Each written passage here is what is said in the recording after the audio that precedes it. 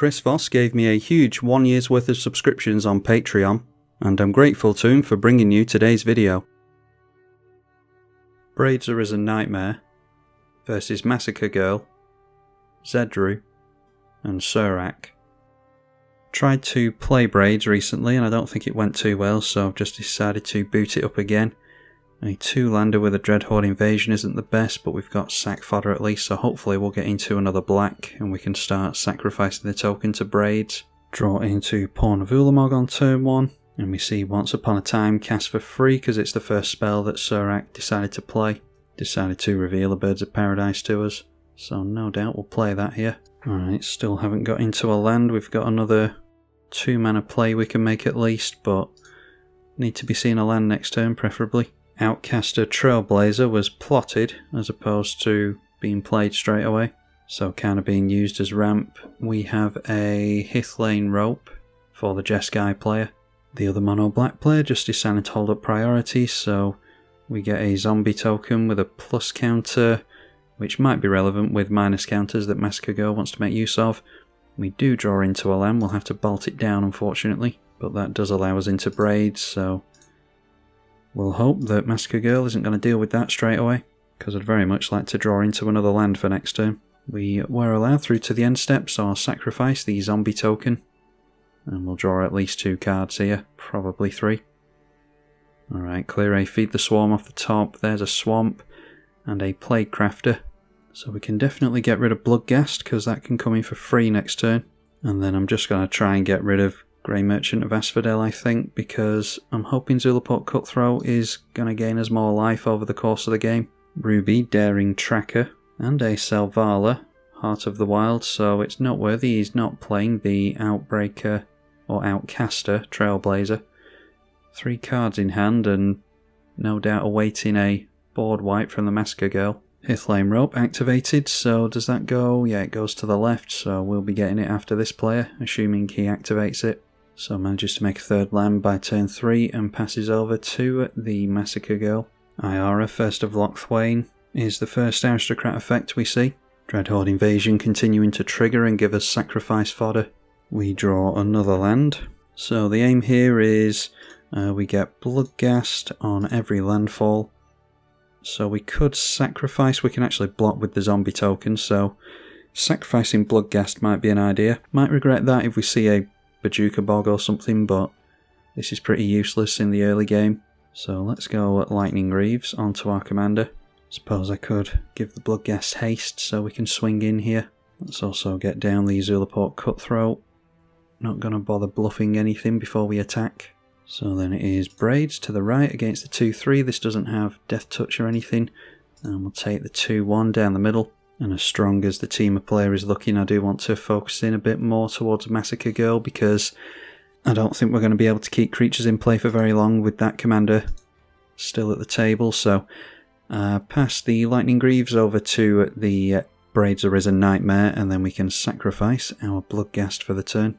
Zulaport Cutthroat goes on the step when we do that. This one is to each opponent. And we draw some more mana. A Soul Ring, Eco Wellspring is good sack fodder. Ugin's Nexus.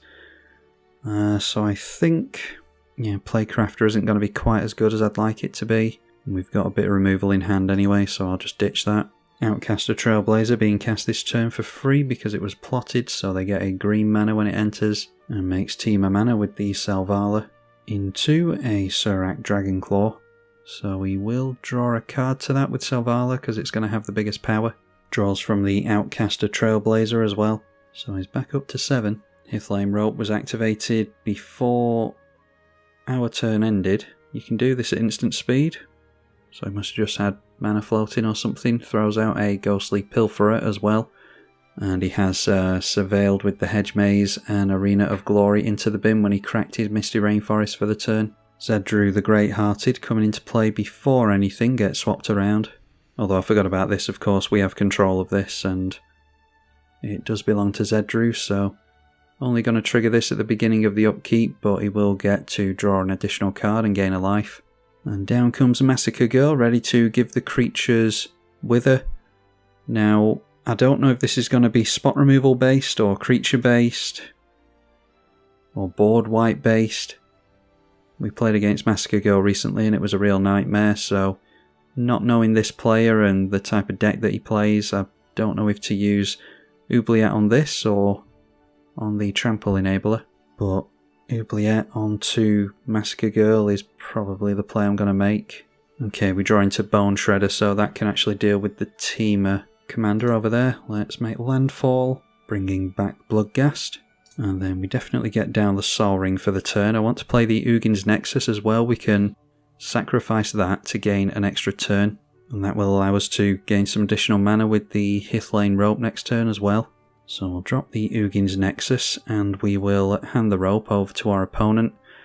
Might want to sacrifice that into the Ugin's Nexus, or into our Braids I mean. But we might want to ramp with it as well, so we'll just make use of it here. And then there's not too much point in swinging him because we can't get through anywhere now.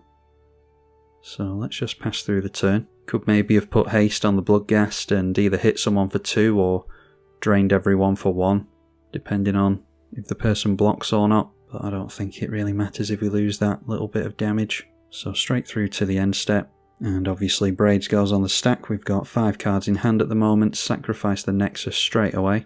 And we just draw a bunch of cards, so this player decided not to sacrifice the Hithlane Rope.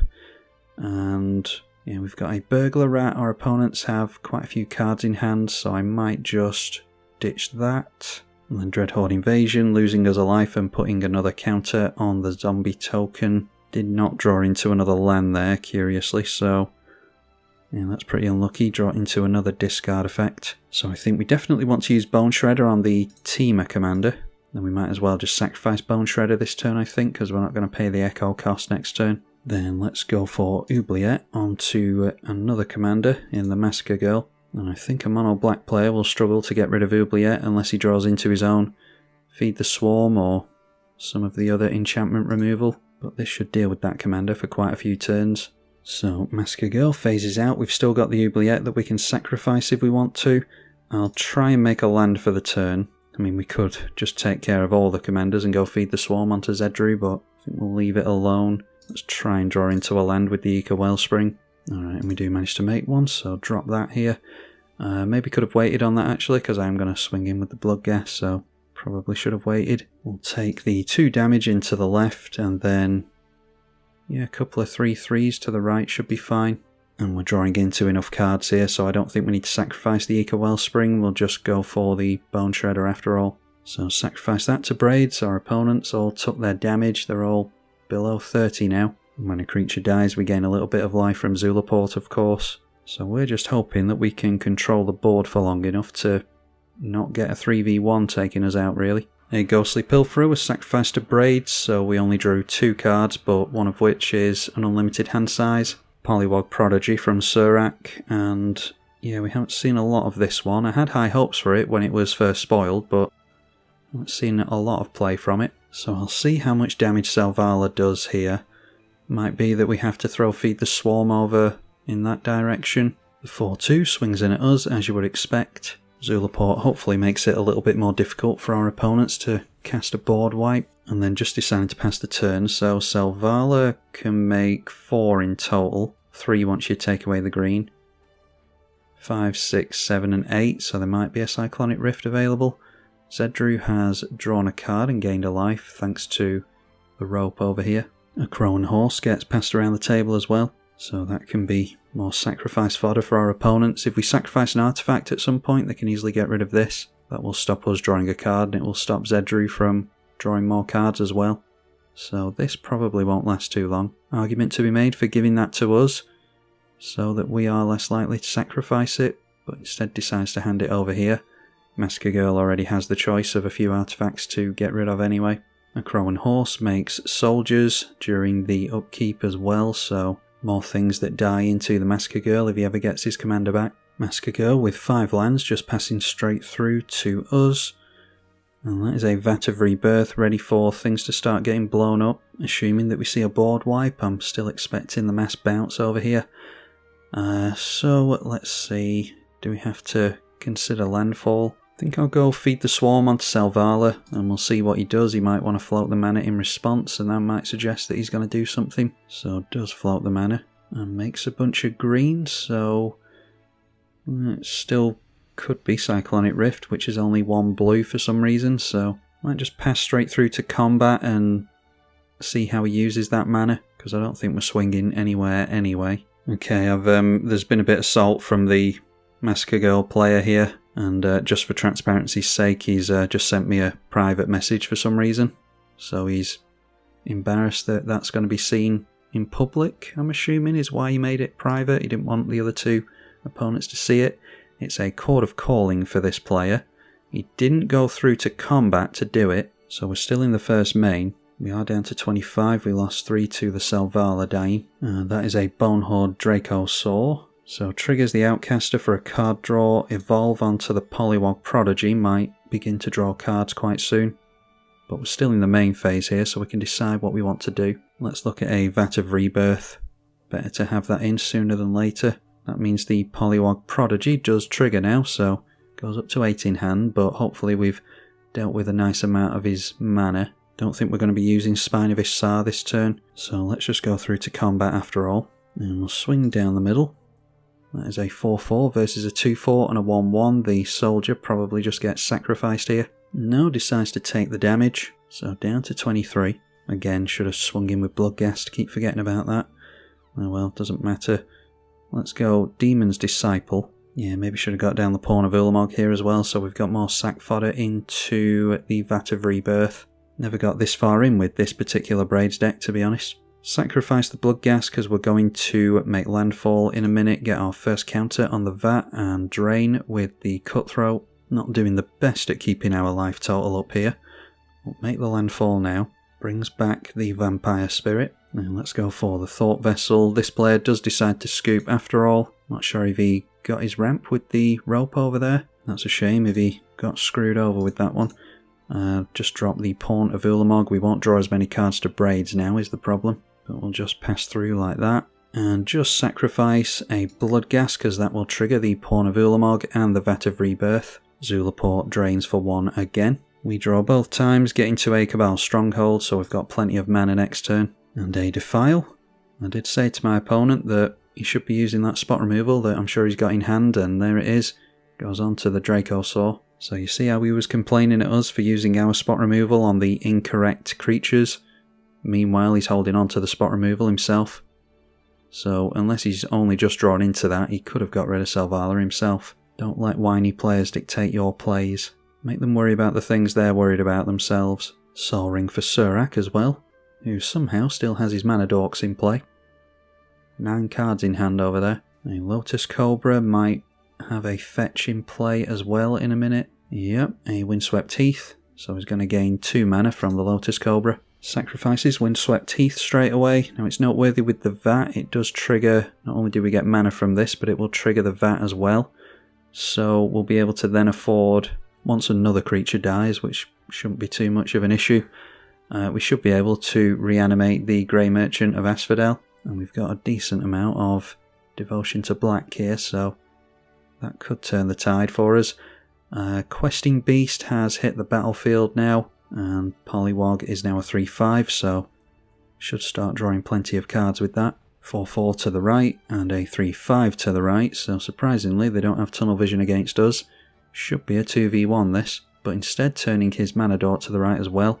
So this gets +2/+2, turns into a 3-4. Maybe didn't want to attack into us. I would have blocked with the Soldier token there, so that we could reanimate something with Vat of Rebirth, and is now holding up 4 mana with 7 cards in hand. So could have a Venser or some means. There's the Mystic Snake, means of countering things on the form of creatures. I think it's safe to say that the criminally underplayed Oubliette has dealt with Massacre Girl quite nicely. Also down to 9 life over there. Nothing to stop him wiping the board though if it is minusing down creatures' toughnesses that he's gone for, like Toxic Deluges and Black Sun Zeniths and things like that. He could still make these types of plays.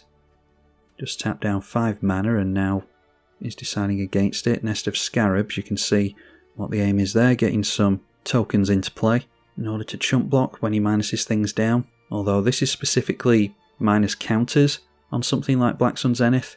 Won't work with Defile, so it might be a bit more of a niche Massacre Girl deck than I was assuming.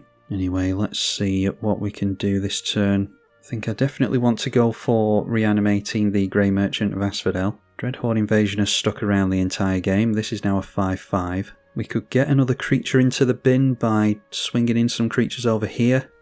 Either that or we just deal more damage to them. I'm fine with either outcome, but yeah, Massacre Girl decides to scoop. Well, at least they do that before we swing in creatures over there. Reassembling Skeleton could be useful as well. Let's drop Cabal Stronghold. Of course, Bloodghast re-enters play. It's not worthy. I'm glad we're not relying on haste, because with the other player having 9 life, this would have had haste. So I'm hoping that doesn't make a difference. Now, what do we blow up here with a Spine of Issar? Maybe just the Questing Beast? Or maybe the Trailblazer to cut off the card draw? So we'll get down Spine of Issar straight away, so they've got 1 fewer blockers. Point it at the Trailblazer. And then just going through to combat should be fine here. It might be that our opponent can get some kind of overrun effect on us, but I want to try and get at least 1 creature to die here. So let's swing in for 5, 6 and 9 damage. Taking our opponent down to 11. That might be a bit too much for him to be happy with taking. Yeah, I think I would have liked to have swung in with the gas there, because it's just 1 more chance that we have a creature die. Okay, has something for us. Aboleth Spawn. Whenever a creature entering under an opponent's control causes a triggered ability, you get a copy of it. That's fine. That means that we could play this and they have us discard, and we just get rid of this and then reanimate it. Doesn't really matter. I'm assuming he played that creature in order to make a block, and he did. Yeah, so gets rid. Yeah, he's making all the blocks, that's fine. We do lose a little bit of devotion with the Demon's Disciple dying, but get rid of his Lotus Cobra as well. Vat of Rebirth gets the 4 counters on it now, and we get another Eldrazi Spawn token, which we can put more counters onto the Vat with, as well as make some mana. Drain our opponent for 2 with Zulaport, but managed to keep his life total fairly high there. Higher than I assumed it was going to be. I didn't think he'd make that many blocks, to be honest. So what's our devotion here? We've got 1, 2, 3, 4, 5, 6, 7, 8, 9, 10, 11, 13 when this hits play. 14, 15 if we get those in. So I think that's the plan here. Let's go for the Elder Fang, and each of us are going to discard a card thanks to the Fish Horror that's in play. So he has us discard our Reassembling Skeleton, which we're not bothered about for obvious reasons. See what our opponent discards before we do anything else. Don't think it'll make a difference. Just gets rid of a Surveil land, so reanimate the Skeleton. And then I'll sacrifice the Spawn. They are blockers, but I don't know what I'm going to draw into. I mean, we're only going to draw 1 card because he's not going to give up on his Sol Ring. I think we'll get rid of Spine of Issar to the Braids. Yeah, let's activate our commander, or the Vat of Rebirth even, not our commander. We'll go for the Asphodel, and hopefully don't regret getting rid of these Spawn tokens. So ironically, the Vat gets more counters on it when we pay for it with the Spawn. Zulaport drains a couple of times again, and we'll get the zombie into play, even though we discarded it all that time ago. So this is devotion to black specifically. He can get a copy of a trigger here, but he doesn't have any devotion to black himself. So what was that? I've been kicked out into the lobby now, but I'm guessing it was going to get our opponent reasonably low there. What we could have done is sacrifice the Grey Merchant to Braids in an attempt to play it again next turn. We're putting our opponent in a tricky spot where we turn everything in sideways, and either he kills our stuff and puts counters on Vat of Rebirth to replay the Grey Merchant and drain him again, or he takes the damage and doesn't give us any death triggers. He's between a rock and a hard place, so even with a full grip, our opponent didn't fancy his odds of wriggling out of that one. So it turns out the Oubliette onto the Massacre Girl was the right play, I think. Especially with us having so many creatures in play, as I knew we would in the end. Well, that one went much better than our last outing with Braids Arisen Nightmare, so hopefully you all enjoyed it. Massive thank you to the patrons for their financial support of the channel. I do ask you to please consider donating on Patreon, because frankly, if I can be brutal with you, the viewership is in the toilet at the moment, and that means that the YouTube ad revenue is in the toilet, and that makes it very hard to justify carrying on doing this. So it is the patrons that are keeping me around here, and the more of you there are, the more likely it is I am to carry on making these videos. You have my gratitude if you do decide to donate on Patreon, and hopefully I will see you all in the next one. I'm Tribalkai. Thank you for watching.